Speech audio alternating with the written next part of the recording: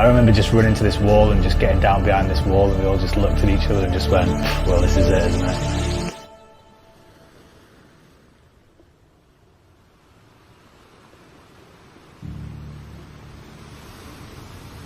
So my name's Jay Morton, ex-Special Forces, ex-SAS, and I come from Preston. Like, I wasn't really someone that got into trouble a lot, but I think kind of looking back, I was just bored. I was just bored of the topics that were getting taught. I didn't really like school, and at the time when you're a young kid, you don't understand why. But it's literally that, it's a lack of stimulation. And that transferred on to when I went to college after I left school. I went to study sport, and yeah, like again, like enjoyed playing sport, but like 90% of the time was sat in a classroom in a cage, and you know, that's not where I'm supposed to be. So like quit after a year. Then I just got stuck in dead-end jobs working in factories, and had a job making UPVC glass windows and a job as a delivery driver. And yeah, that kind of sparked my interest into going into the military. Like, I've always been into fitness or pushing myself. Like, even as a kid, like I was the one that was going out running when I was at school. Do you know, I remember like my parents, or I remember I bought, you know, for Christmas, I wanted like the weights bench out of Argos, right? And the set of weights, and I was like 13 years old, just trying to get massive, just doing everything completely wrong. So like from an early age, I found comfort in pushing myself. I think human beings are just pre-programmed to just take the easy option. And the world we live in right now just gives so many options to be in. Like, we live in a house, right? We don't have to feel the weather outside of the elements. You know, there's no rain. Like, we've all got a warm bed to sleep in. We've all got cash in the bank, whether we work or not. You walk down to the shops or get in your transport vehicle, your car. It's like everything's easy, right? Like, life is set up to be easy. And so it's more about just, you know, it's by no one's fault that everyone just ends up living the easiest life that they possibly can, and you know, that monotonous kind of life that everyone just seems to fit into, right? Leave school, get grades, go to college, get A-levels, study, go to university, and then get that 9-to-5 job, like earn a load of cash, save up for your retirement, retire, have that mortgage and that car. And I don't know, it's like you've got to be able to pull away from that and try and understand why everyone's doing that. And everyone's doing it just because everyone else is doing it. And that's not a reason to be doing stuff. So you've got to like say, well, what do I want in life? What do I want to do? And, you know, for me, the military gave me a lot of those answers, because it was something completely different. I think even just going to war or going to battle or being involved in combat, you know, you grow up in a different way and you get to see the world in a different way.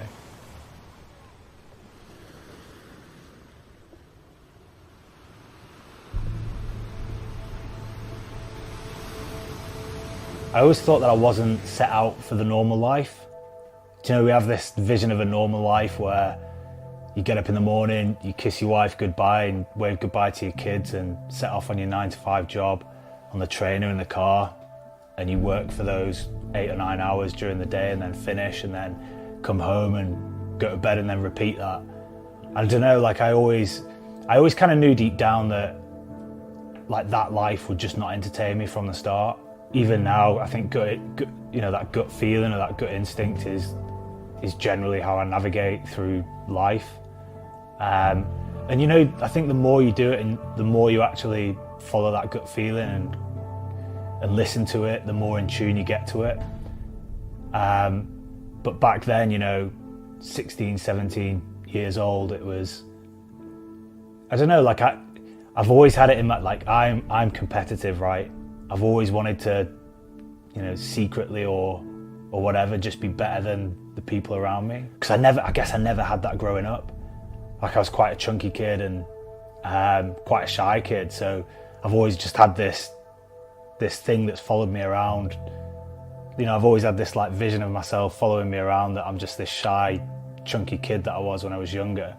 And I've always just tried to get away from that throughout my life. Like, I was 19 years old turning up at basic training, and you know, I still had that like element of that fat, shy kid that was like chasing me around.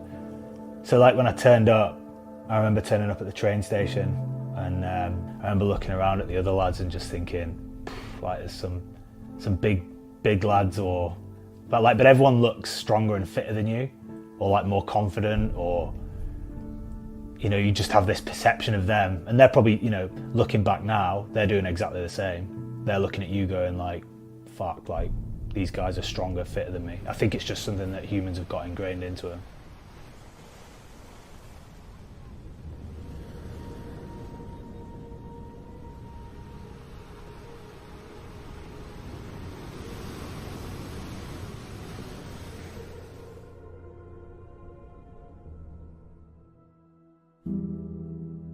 You turn up as a civilian, you know, wide-eyed, eager, get your head shaved, and you leave as a soldier, and it takes 6 months. I kind of shocked myself getting through that, because I was never the fittest, like I was never the strongest, I was never at the front. Like, and we used to do these exercises where, you know, it'd be a warm-up before we went on a tab, and the PTIs would, you know, point to a tree and just say, right, everyone to that tree and back, last 10, go again. And I'd always be in that last 10. And then it'd be, right, go again, last 5, go again. And I'd always be in that last 5. But I kind of like, I had a bit of a theory around that. And I guess because I was never the fittest, never the strongest, but I've always completed stuff and always hung on. So I've always been used to being, you know, in that fatigue state. Like, that's quite normal for me, which, as we all know, that builds resilience and that builds a stronger mind and body. Whereas the front runners, they were just used to, you know, running at their normal pace and just being okay with that. So, you know, when you deploy to places like the jungle or some of these harsher environments, like where everyone is on that level of fatigue, like for me, it was just normal. And you'd see some of the fittest people just fall over and, you know, collapse with heat stroke, or, you know, just not be able to carry on just because of the conditions. Do you know what? Like, my head goes empty when you're in that dark place. I've just always been someone who can put one foot in front of the other. And I think if you break down any mental or physical challenge, it's just a case of progression. And as long as you can keep that momentum and keep that progression going forward, you'll get to where you need to go. Have you ever had a point in time where you've obviously applied that method, one foot in front of the other, but you felt like, me, I couldn't put that next foot in front of the other foot? No. I like going back to, again, like I'm in my comfort zone when I'm fatigued. So, you know, that I just know that I can just keep, you break it down, right, and it's just one step, and then the next step's just one step, and just, you know, forget about where it is that you need to go and just concentrate on that next step. And like, the rest is just time, and time moves, right? Time ticks down, and then eventually you just find yourself in that position. You know, I joined the Paras, I was 19 years old, deployed to Iraq, I was 20, deployed to Afghanistan in 2006, I was 21. And yeah, like, we got involved in like heavy fighting pretty early on.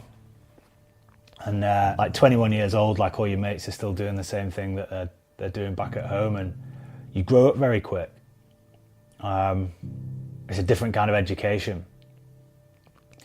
And then I think kind of, you know, like, you're full of testosterone when you're 21 years old, aren't you? And, you know, you almost, I don't know, you kind of want to be in battle, but at the same time, you don't want the bad, you don't want the negative aspects of it. Like, you don't want to see your mates die, or anyone die for that reason on your side.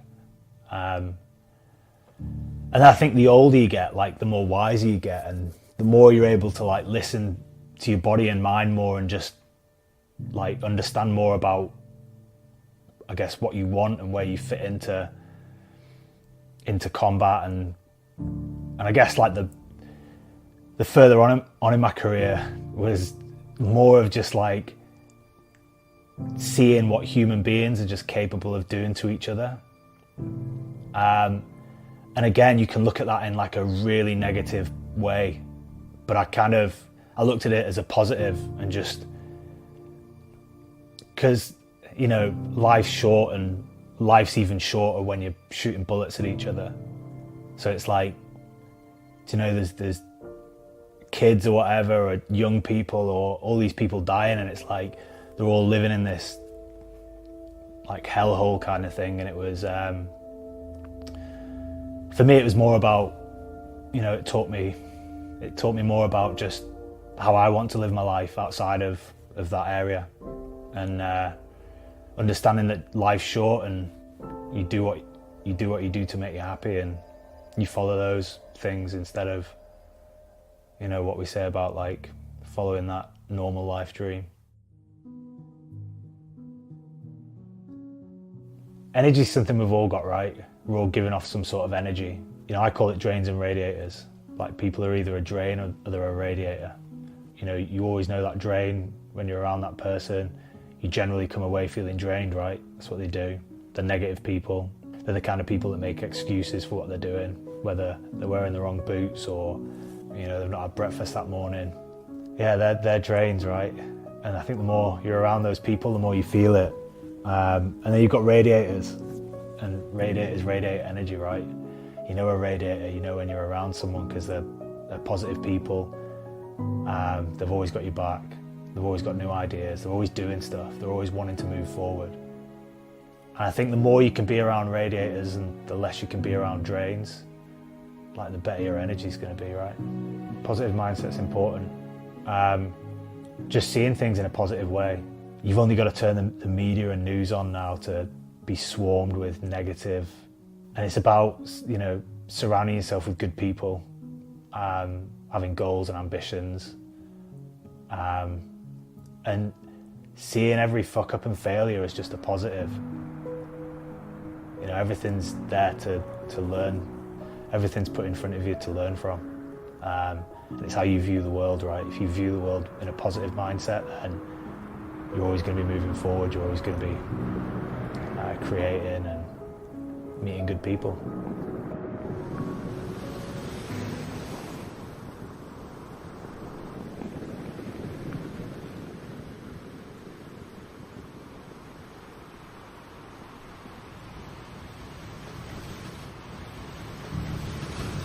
On that 2006 tour of Afghanistan, so the first time that I came under contact, we deployed to a place called Nowzad. We had a patrols platoon that were already stationed there, doing some recce stuff, and we literally landed in these CH-47 helicopters. I remember running off the back of the helicopter, and you know, that was the first time that I heard the crack and thump of a round flying over your head.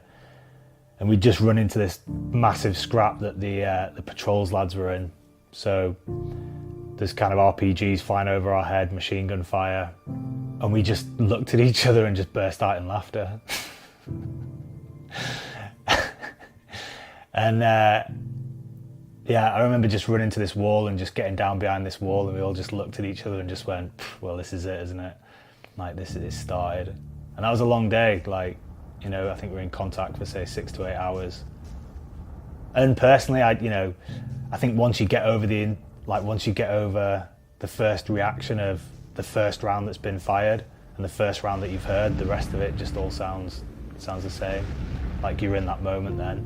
And the rest is just about thinking logically about how you combat that situation and how you get out of that situation. Like, I've felt fear before in the past.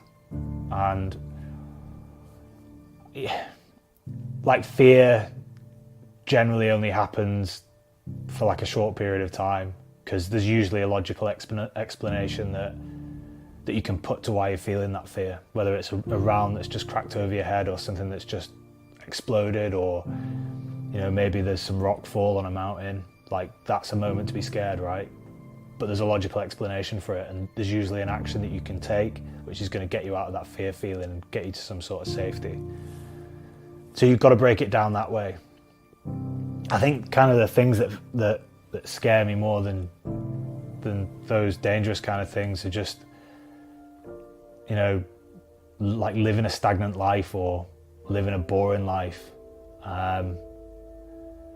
Like boredom and mediocrity scare me way more than climbing Everest or being shot at. And I think like I'd hate to just get to the age of like 80 or 90 years old or 100 and just turn back and just think that I've wasted time.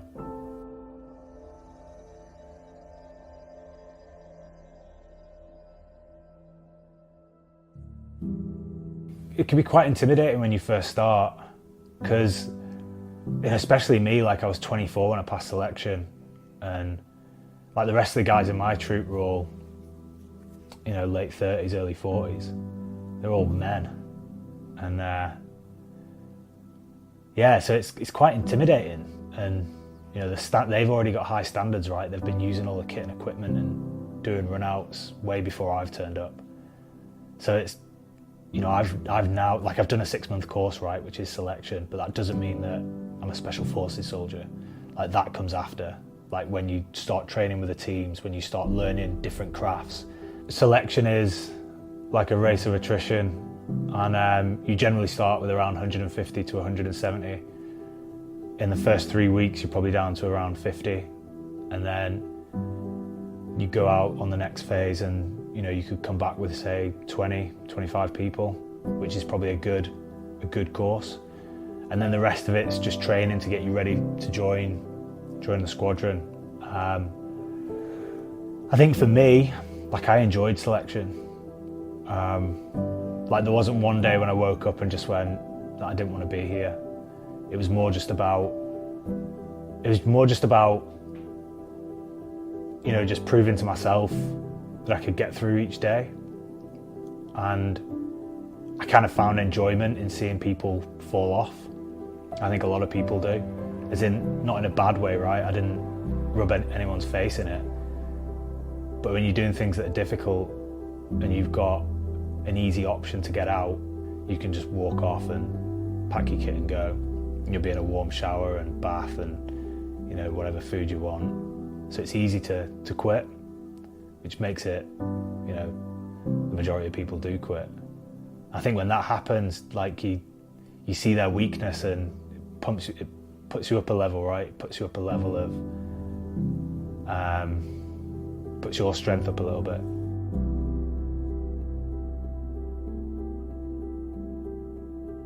As the less able members, the less able soldiers start to drop off, you end up with a tight-knit bunch of guys that have all been through the same shit. And you form bonds through those dark times. You counteract it with a bit of humour. At the end, you're left with a good group of lads.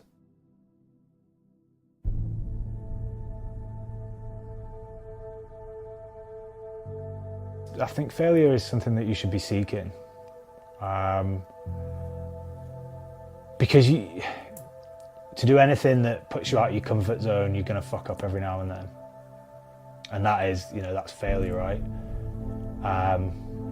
You know, you shouldn't aim to fail, but, you know, failure should be a byproduct of what you're doing. Because, like, I look back at some of the stuff I've done that I've, you know, what you would see as my biggest failures in life, and that's where you learn the most. Like, you learn the big lessons, right, from failing. Just like listening to myself instead of listening to other people. I think as well, like everything that you see as being hard, I think, you know, when you start making progress, it starts opening doors, right? And then those doors open other doors, and then those other doors open other doors, and, you know, in no time you've kind of gone through different journeys and paths and ended up in places that you never thought you would do. Just start small. You've got to, like, be honest with yourself, right? It's your choice. Like, it's your life. Like, no one else is going to change it. So you've got to make that decision. You know, if you're not happy with your life and you want to change it, then do it, right? and I don't know what that is, what anyone else is feeling, but you know, if you start small, and whether it's, you know, you want to get in shape, like start walking, start trying to create habits that are healthy for your body and for your mind. You know, start walking, join a gym, join classes, put yourself in these situations. And this is where you grow, right? Because you're putting yourself in an uncomfortable situation. And my uncomfortable situation is completely different to someone else's uncomfortable situation. And, you know, you could say that a million times over. And career's like a big one, right? Like, that's the comfiest thing that people have, is a career and money coming in. Because that's, you know, without money, like the chances of being homeless and not being able to pay for food for your kids and your family, like that's the biggest fear, right? And I can't tell anyone to change that. You know, you've just got to ask yourself whether that's something that you want to change.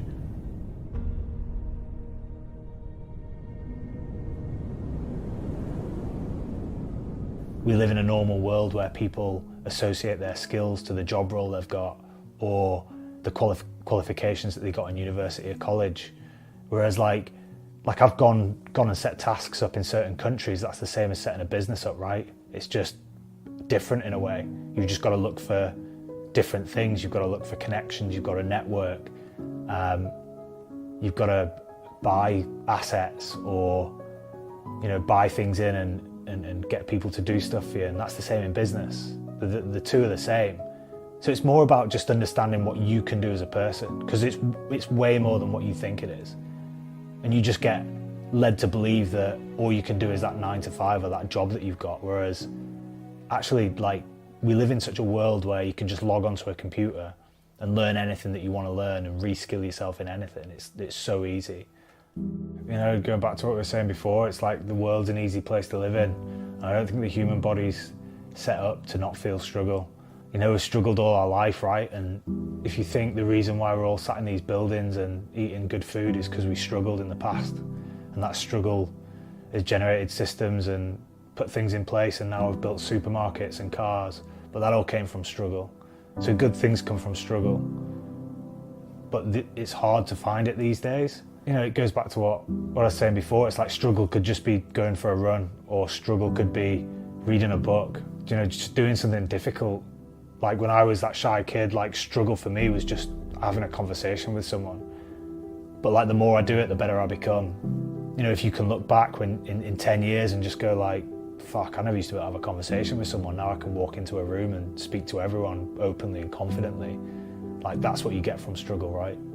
I think fitness and exercise is the easiest and best way to just find some sort of struggle, and it's manageable, right? It's manageable, it's easy. You join a gym, you go out for a run, and you've got something to work for. If you start running, you can work up to a 5K, a 10K, a marathon. It's measurable. You've got goals that you can tick off. If you're going into a gym, you can start lifting heavy, and you've got a measurement, right, that you can go off, that you can see yourself getting better at something. Sport's the same. Like I surf, like I can feel myself every time I go surfing getting better and better and better. And that's a good feeling. And then you'll notice in other areas of your life that, you know, changes will happen, and whether it's, you know, confidence, or whether it's in the workplace, or whether it's in a relationship, or whether it's just your general happiness. Like the more of these things that you do when you're developing yourself and getting better and better, everything changes. I think if you want to go anywhere in life, you've got to make some sort of sacrifice. You know, if you think that you've got that safe, comfortable job right now, there's going to be certain things that you're going to have to sacrifice, whether it's friendships, you know, whether it's with loved ones, whether it's with family. But if you want to live life by your terms, you've got to make these sacrifices. Even if you've got an excuse, you just don't say it. Because no one likes someone who uses excuses. It's just weakness.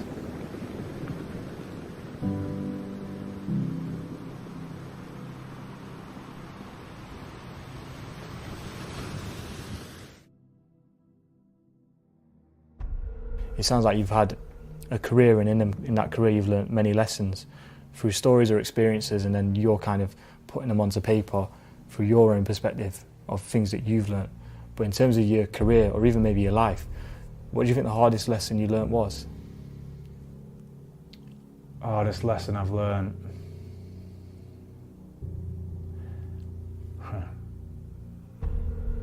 Listen to yourself. Listen to yourself before you listen to anyone else. And I'm not going to go into the story because it's not for this, but I learnt the hard way in a certain experience where I listened to someone else and something went wrong, when I knew what I should have been doing and I should have listened to myself. And you know yourself, the outcome, or what you want the outcome to be. Just listening to yourself a little bit more. Like, I have to own the fact that I listened to someone else, which is even worse, which plagues you, right? But then you learn those lessons the hard way. And like what you were saying, like you know yourself where you want to go, right? It's like when you ask someone their opinion of something, you already have the answer in your own head. You're just trying to find clarification, or you just want them to agree with you so that you can go ahead and do it. It's important to find purpose in everything that you do, right? And that's, it's as important as it is in your career or in your fitness regime or your motivation. Because I guess like purpose brings momentum, and me personally, like if I'm not moving forward and I'm stale, then that's my worst nightmare. We're all searching for some sort of momentum and progress in life, and you get that from just sticking one foot in front of the other. Whether it's fitness, whether it's career, just keep moving forward.